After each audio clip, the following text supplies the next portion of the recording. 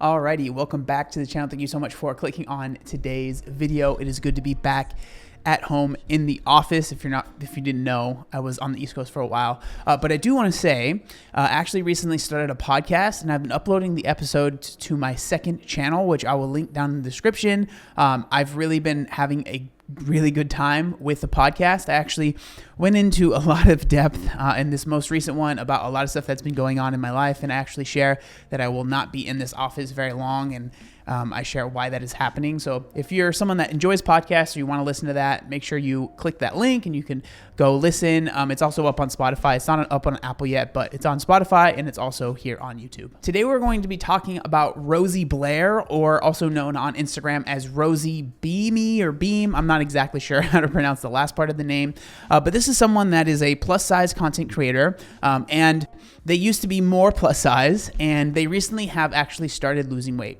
And when you hear that, you're like, oh, that's pretty normal stuff that I've talked about before. The reason that this is interesting is this person, by their own, admission, I've actually been able to speak to this person. They were more body positive back in the day, but recently they've decided to kind of step away from that moniker because they're not a huge fan of it, and they've been losing weight.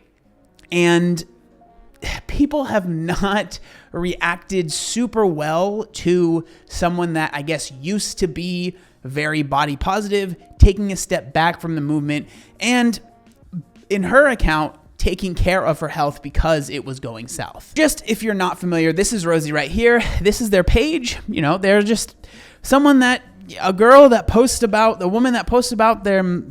what they're doing in their life. It's nothing groundbreaking, but it's just someone that's posting very normal stuff, nothing insane. But recently they have started losing weight and people have noticed.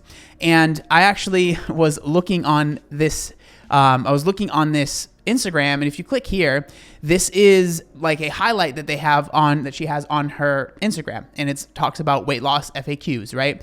And so this is from 22 weeks ago. So I think the reason I wanted to show you the page is that it's very clear that this person has obviously lost weight, but if you go to their page, it's not like they're making it their entire page. Like, it's all about the fact that they've lost weight. It is part of their life, right? And so if you look at this weight loss Q&A, right? They say, if you don't mind sharing, how much total have you lost?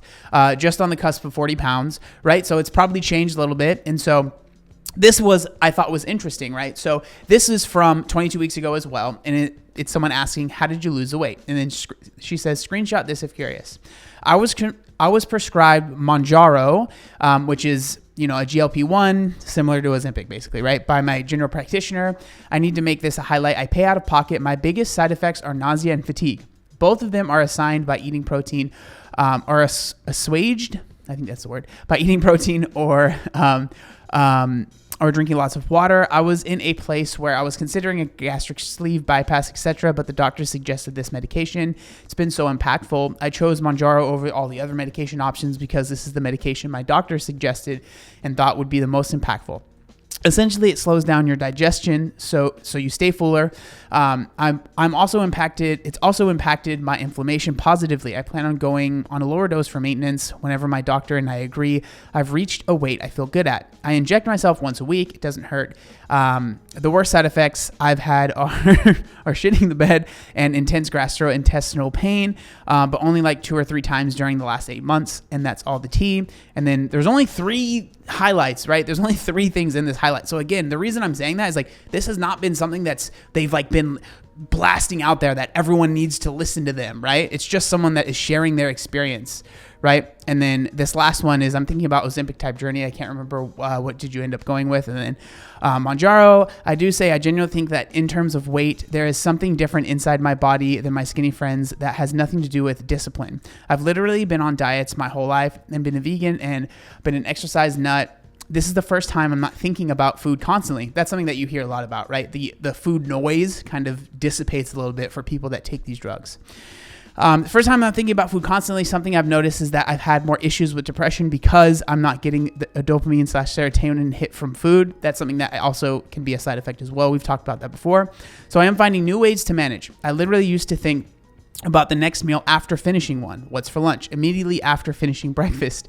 Wanting to make sure I got more food than anyone else when we got appetizers in my group of friends. Now I literally eat what is on my plate and I feel satisfied. One of the things that kind of sparked a lot of this conversation was Rosie was just, I think she was either responding to someone asking a question or just sharing her journey, but she was basically talking about how she is very happy that she is able now to wipe herself because now she doesn't carry the amount of weight, right? That's something that's pretty common when you get to a certain size. It really restricts your mobility, restricts your movement, and you're not able to go to the bathroom without maybe needing some help. And so she shared that she is happy and that she is very excited that she is able to do that now, which again, I think is a completely normal thing to be excited about, and it shouldn't upset anybody. But clearly that's not the case. Now step in FatGirlFlow. If you're not familiar with who FatGirlFlow is, this is her blog. I don't think this article was written by her. I think it was written by her partner. But this is FatGirlFlow and this is her partner, I'm pretty sure. So this is FatGirlFlow and this is her partner right here.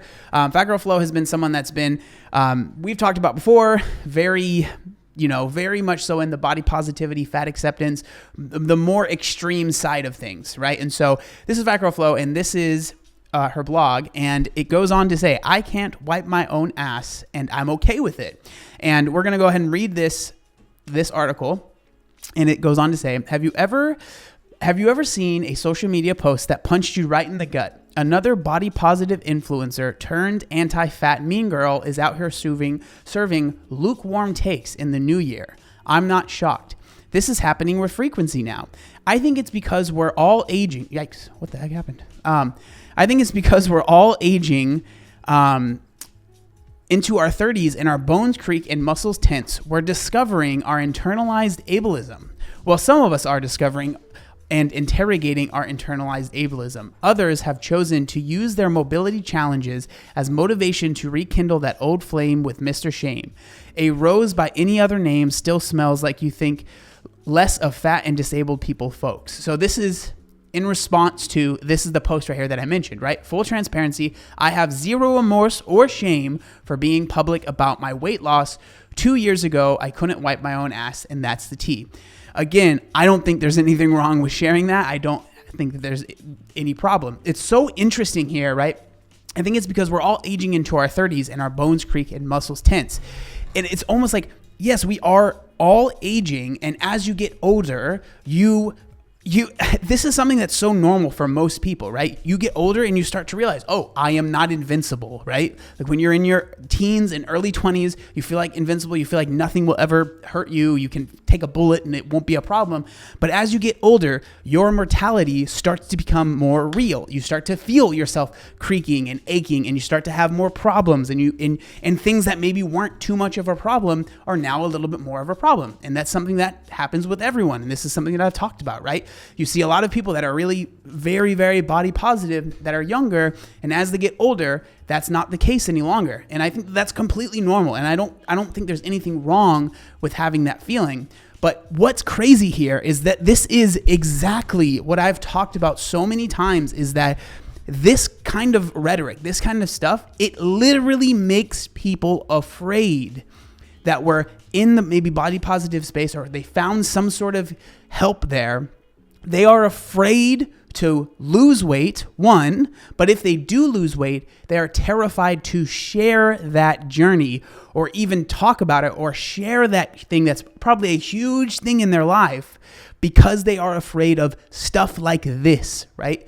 People getting upset at them for talking about their weight loss. And then it's frustrating because you start to see the words ableism. So it's like you get thrown these terms that you're ableist, and it's like, oh no, I don't want to be that, right? People don't want to be called something like that normally, right? And so it's like you're so afraid to share that. But like, I think it is, in my opinion, ridiculous to state that someone being very happy that they have lost weight and improved the quality of their life and now they can wipe their own butt is ableist, right? Because I don't think that Rosie was at all saying, and if you can't wipe your own butt, regardless of why, right? If you're genuinely disabled or your weight has become such a problem that you can't wipe it, she's not saying you're disgusting and I think you're nasty, right? Like that was not at all said. It was, I got myself to a point where I could not wipe my own butt and I wanted to change that. And so I don't feel guilty about sharing that I am excited that I can do these things. To then see that and be like, you're ableist and you're a terrible person is just insane in my opinion. But let's keep reading this. Well, random influencer number 9, guess what? I can't wipe my own ass either. I haven't been able to make the reach since 2020 when we were first sent home for the pandemic. I've relied solely on my bidet. What can I say? I literally went nowhere. I lost my ability to reach, and in all honesty, I haven't quite found my way fully back yet. I haven't spoke super publicly about this, but I've written about my experience with this particular challenge over the years on my Patreon. That's great. My friends and family know, and for the most part, they all have bidet attachments at their home too. And now it's finally time to say it loud and proud. I don't wipe my own ass. Again, like if that's something that you don't do, this is so crazy to read. If that's something that you don't do, that you cannot do, that's fine. Nobody is saying that you are a bad person if you can't. The way I see this is it is someone sharing their experience and you feel guilty. This is just my opinion. You feel guilty that you can't, and now you are attacking someone else. Because this is crazy, right?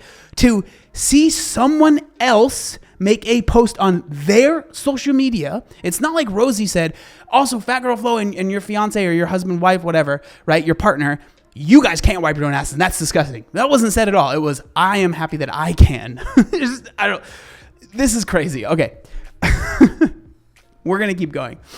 It hasn't always been this easy to talk about it. The truth is that I felt a lot of shame about this. I think to an extent, that's maybe not a bad thing, but again, my opinion. Like when I spent hours in therapy talking about how my body had betrayed me so much that I couldn't even do something as natural and standard as wiping one's own butthole. Yeah, I felt ashamed while I sobbed in front of my then supervisor, admitting to her that I couldn't return to work in person because I couldn't care for my own toileting needs. I felt even more shame when I pursued accommodation at my workplace, requesting that a bidet be put in place for me. I argued the case that this could be beneficial to many, not just me. Who else uses bidets?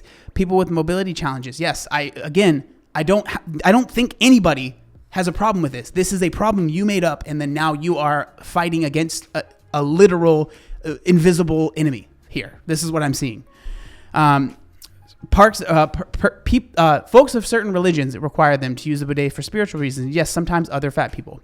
What strikes me about this post is the glaring ableism. The anti-fatness is almost to be expected. Again, it's just the reason I shared all that stuff with Rosie is that it's clear that she is not shaming people, and she's not even talking about her weight loss. Like, it's not like her whole page has turned into a weight loss page. It's just something that is obviously a big deal in her life that she is mentioning, right?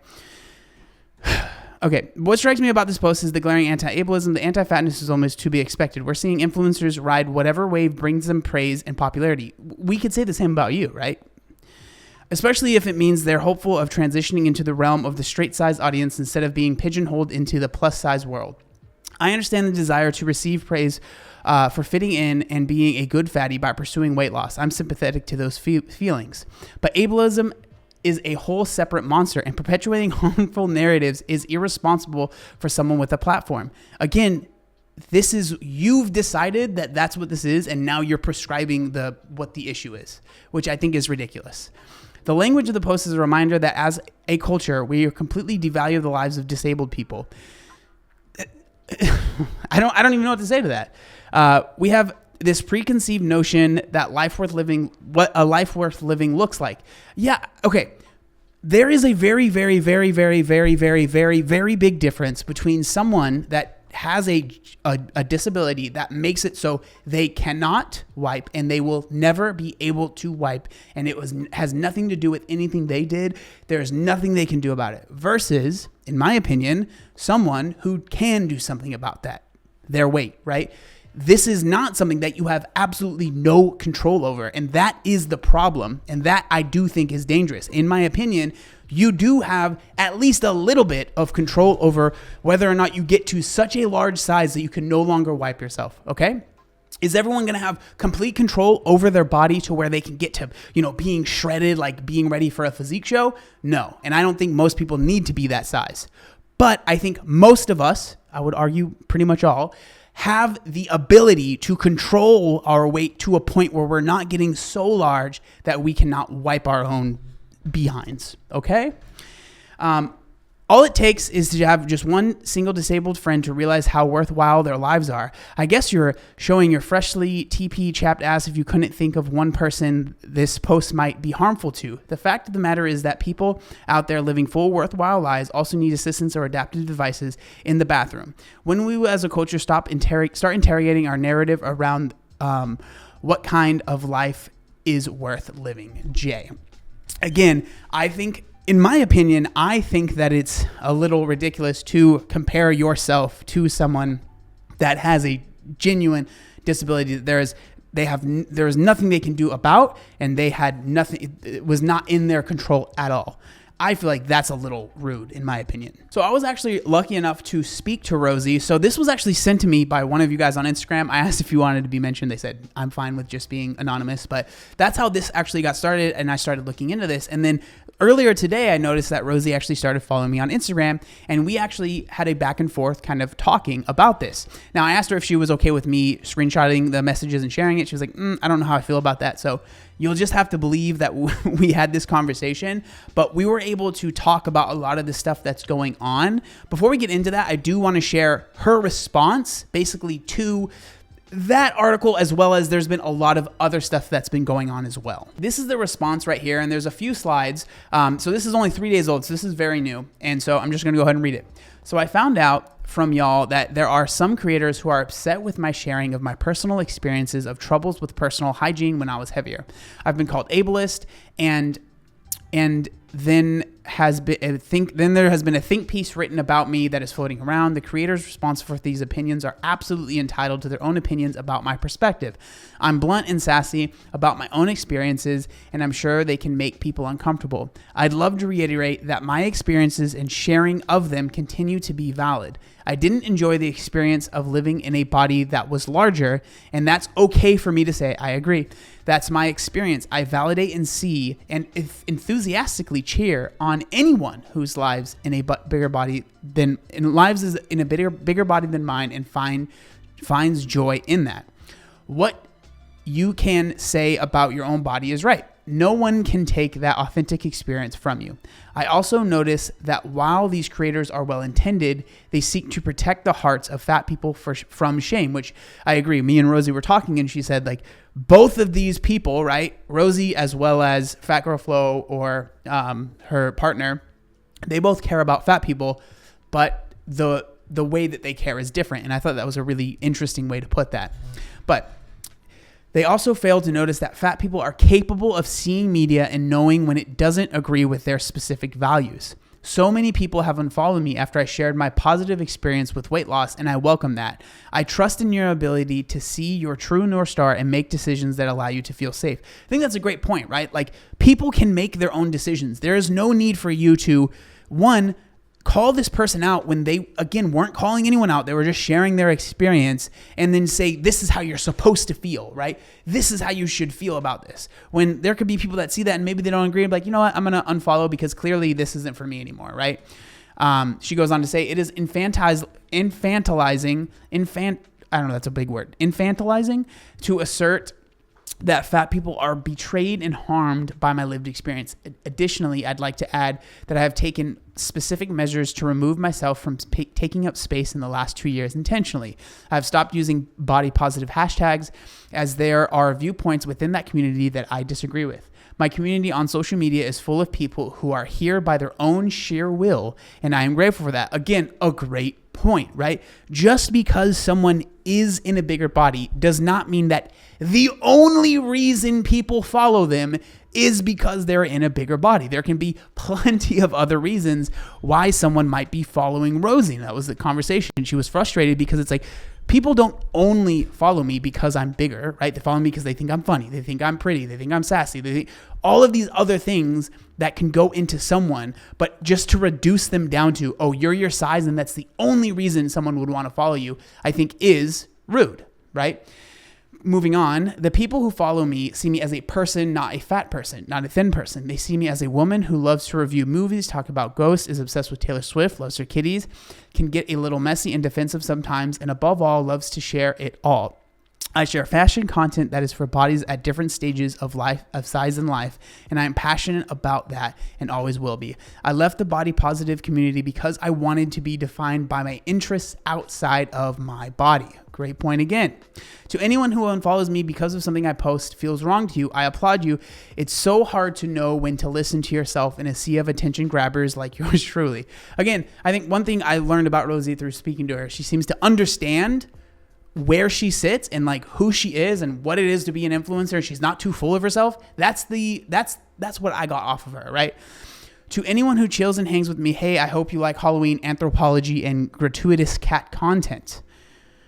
I have long felt in my heart that there is a distinct lack of nuance in the body positive community. I agree. And for a community as steeped in progressivism as it claims to be, I find it strange that body autonomy doesn't include weight loss. Facts.